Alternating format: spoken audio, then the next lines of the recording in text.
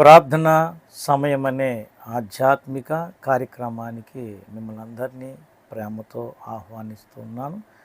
ధ్యానంలోనికి వెళ్ళకముందు ఒక చిన్న మాట. ఈ వీడియోలు చూస్తూ ఈ సందేశాలు వింటున్న మీ అందరూ కూడా మరి ఇస్తున్నటువంటి అంటే చూస్తున్న వారు మీరు తెలియజేసిన అభిప్రాయము, సూచనలు, సలహాలు బట్టి ప్రభువును స్తుతిస్తున్నాను. అయితే మరి మీరిచ్చిన ఈ మంచి సలహా, సూచన, ఈ అభిప్రాయము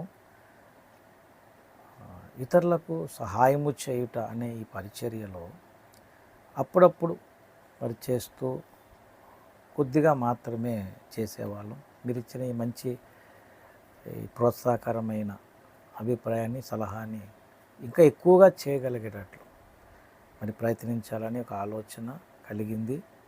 అందుకు తగినట్లుగా మరి ముందుకు సాగటానికి దేవుడు మాకు సహాయం చేయాలని ప్రార్థన చేయండి. మరి దేవుని కృపను బట్టి ఇంకా ఈ పరిచర్య అభివృద్ధి కొరకు కూడా ప్రార్థించాలని మీ అందరికీ తెలియజేస్తున్నాను. దేవుడిని దీవించి ఆస్వాదించును గాక. ఆమేన్.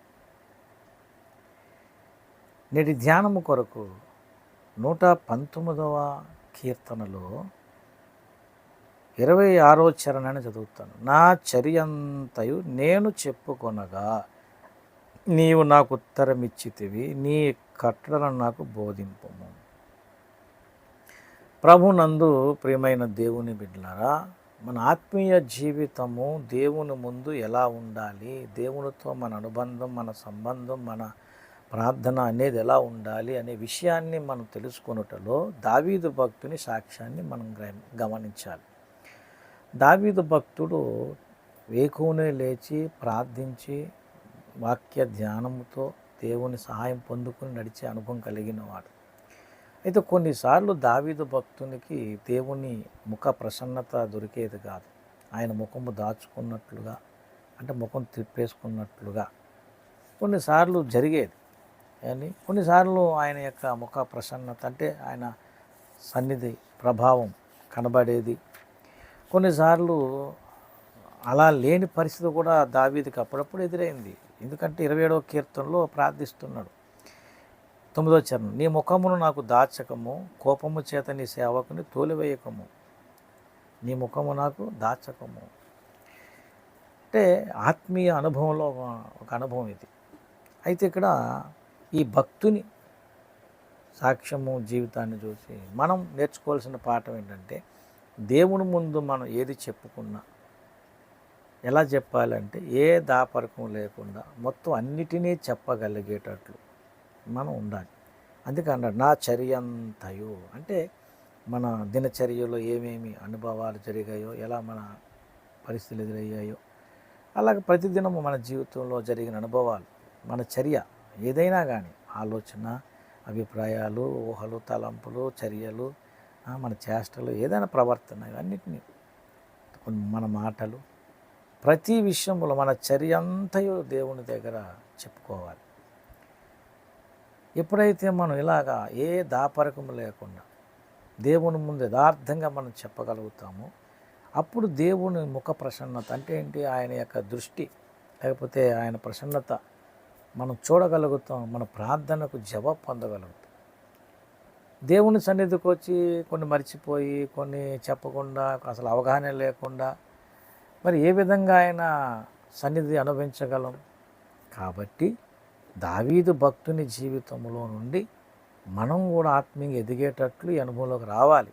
మన చర్య అంతా దేవుని ముందు చెప్పుకోవాలంటే ఆ విధంగా మనం ఆత్మీయంగా మెలకువగలిగి ఉండాలి. అసలు ఏం జరుగుతుంది మన జీవితంలో, ఎలాంటి అనుభవాలు వస్తున్నాయి, ఎలా నడిచాము ఈ దినమంతా, ఈ వారం అంతా. ఎందుకంటే ఆదివారం రొట్టె విరిచే ఒక క్రమం ఉంది, ప్రభు బల్లారాధనలో పాల్గొంటాం. ఎలా పడితే అలా పాల్గొకూడదు. అలాగే దేవుని సన్నిధిలో ప్రతిదినము కూడా ప్రార్థించుకున్నప్పుడు దేవుని సన్నిధి అనుభవం మనకు రావాలి. దావీదు ప్రార్థనలో అడిగాడు కదా, ఏమండి నీ ప్రభావము అనే మాట దావీదు అడుగుతాడు కదా 63వ కీర్తనలో. వేకువనే ప్రార్థించినప్పుడు ఏ ఆశతో వచ్చాడు అక్కడికి? దేవా, మొదటి చరణం, దేవా 63వ కీర్తన మొదటి చరణం, దేవా నా దేవుడవు నీవే, వేకువనే నిన్ను వెతుకుదును, నీ బలము నీ ప్రభావం చూడవలనని. కనుక దేవుని ప్రభావము, దేవుని ప్రసన్నత, ఆయన ముఖ దర్శనం మనకు దొరకాలంటే మనం చేయవలసిన పని ఏంటి? దేవుని ముందు యథార్థంగా ప్రతీదీ ఒప్పుకోవాలి, మన చర్య. కాబట్టి ఈ సందేశం ఉంటున్నవారు ఒకసారి ఆలోచించండి. ఏదో యథాపలంగా ప్రార్థన చేసేటట్టు అనాలోచితంగా ఉండేటట్టు ఉండకూడదు. మన చర్య ఖచ్చితంగా చెప్పుకోవాలంటే మనం అలాగా నడవడి, మన ప్రవర్తన అంత ఖచ్చితంగా కరెక్ట్గా ఉండేటట్లు, గుర్తుండేటట్లు వివేకము కలిగి మనం నడవాలి. మనం చేసింది ఏదో మనకే గుర్తులేదు, మర్చిపోతున్నాము, ఏం తెలియదు అంటే ఏ విధంగా దేవుని ముందు ప్రార్థన చేస్తాం? కనుక ఈ సందేశం వింటున్న వారు ఒకసారి ఆలోచించండి.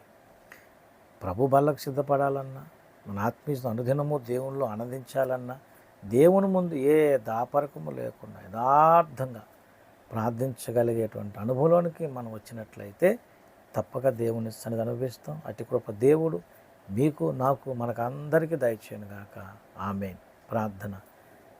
పరిశుద్ధుడైన మా తండ్రి, ఈ సందేశము మాలో అందరిలోనూ ఫలింపజేసి మహిమయు ఘనతయు ప్రభావం మీరే పొందమని యేసు పరిశుద్ధ నామమున వేడుచున్నాను తండ్రి.